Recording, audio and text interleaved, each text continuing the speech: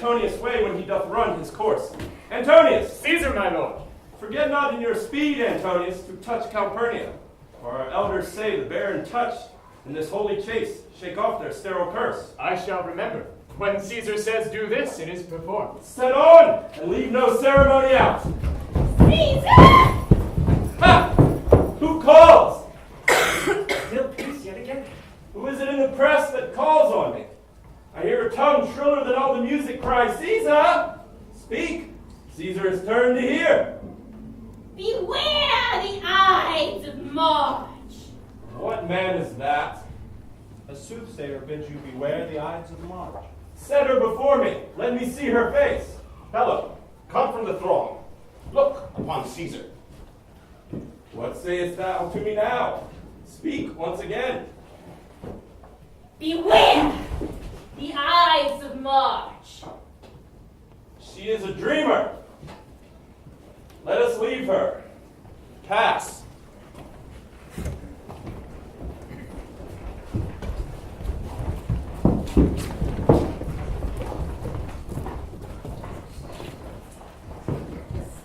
Will you go see the order of the course? Not I. I pray you do. I am not gamesome.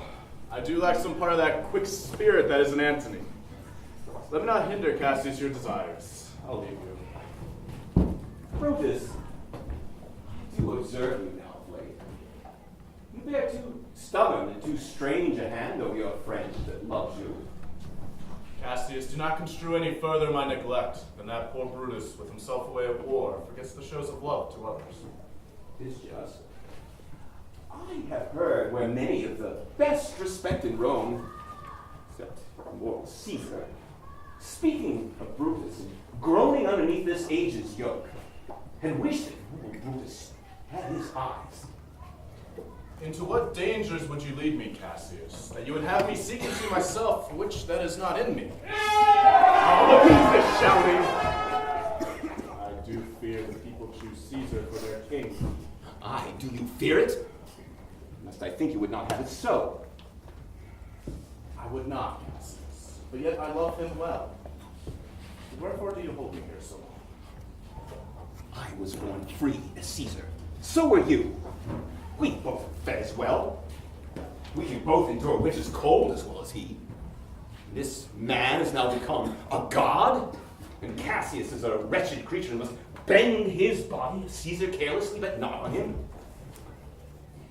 He had a fever when he was in Spain, and when the fit was on him, I did mark how he did shake. 'Tis true, this god did shake. His coward lips did from their color fly, and that same eye whose bend doth awe the world did lose his luster. I did hear him groan, aye, and that tongue of his that bade the Romans mark him and write his speeches in their books. Alas, it cried, "Give me some drink, Titidius," as a sick girl. God, it doth amaze me, a man of such a feeble temper should so get the start of the majestic world, and bear the palm alone. Oh, another general shout! I believe these applauses are for some new honors heaped on Caesar. Why, man, he doth bestride the narrow world like a colossus, and we, petty men, walk under his huge legs and peep about to find ourselves dishonorable graves. Men at some time are masters of their fates. The fault of Brutus is not in our stars, but in ourselves that we are underlings. Brutus and Caesar. What should be in that Caesar? And why should that name be sounded more than yours? Write them down.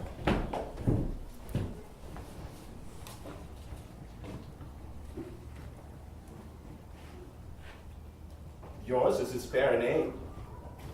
Sound them. It doth become the mouth as well. Weigh them. It is as heavy. Conjure with them. Brutus will start a spirit as soon as Caesar. Oh, in the name of all the gods at once, upon what meat doth this our Caesar feed that he is grown so great? Which thou art shamed. Oh, knowest, lost the breed of noble bloods. You and I have heard our fathers say there was a Brutus once that would have broke the eternal devil to keep his state in Rome. as easily as a king. What you have said, I will consider. And what you have to say, I will with patience hear, and find time both meet to hear and answer such high things. But until then, my noble friend, chew upon this. Brutus had rather be a villager than repute himself a son of Rome under the hard conditions as the time is like to lay upon us. I'm glad that my weak words instruct the Dutch won't show fire from Brutus. The game's ended and Caesar returns. I say, pass by, pluck Casca by the sleeve, and he will, after his sour fashion, tell you what hath preceded worthy note today. I will do so. But look you, Cassius. The angry spot doth glow on Caesar's brow, and Calpurnia's cheeks are pale.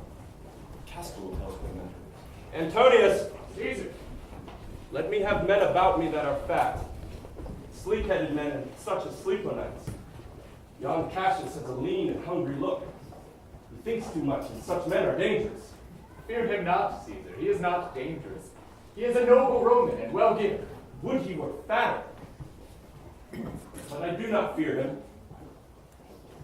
Yet if my name were liable to fear, I do not know the man I should avoid so soon as that spare Cassius. He reads much. He is a great observer, and he looks quite through the deeds of men. He loves no plays as thou dost, Antony, and he hears no music. And such are they very dangerous. I'd rather tell thee what is to be feared than what I fear, for always I am Caesar. Come on, my right hand, for this ear is deaf, and tell me truly what thou thinkest of him.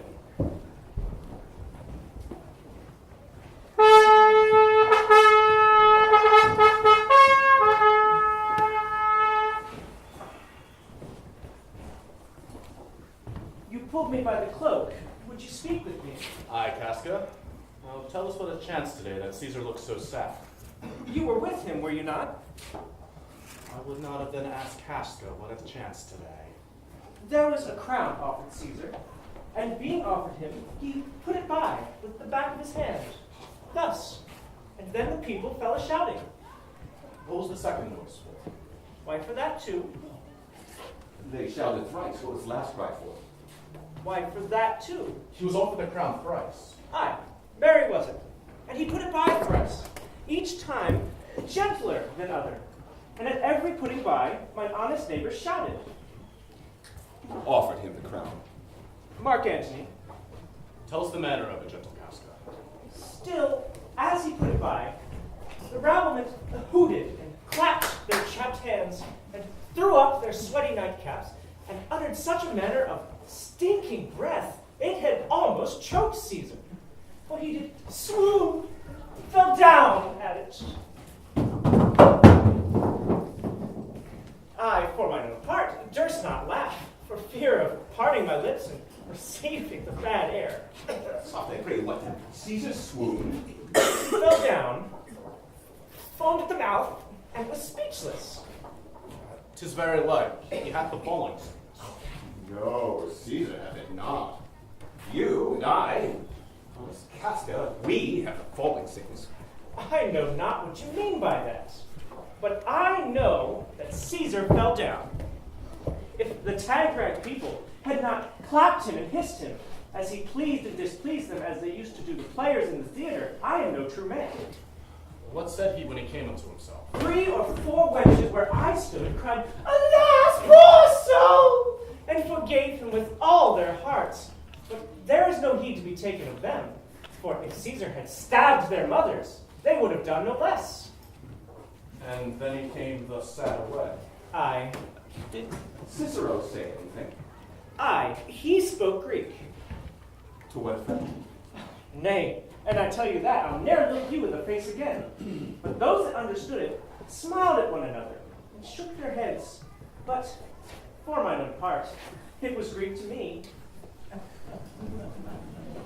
Casca, will you sup with me tonight? No, I am promised for it. Will you dine with me tomorrow? Aye, if I be alive, and your mind hold, and your dinner worth eating, Good. I will expect you. do so. Farewell both. Oh, what a blunt fellow he has grown to be. For the time, I will take my leave. And if it please you to speak with me, I'll come home to you. Or, if you will, come home to me, and I'll wait for you there. We'll do so. Till then, think of the world.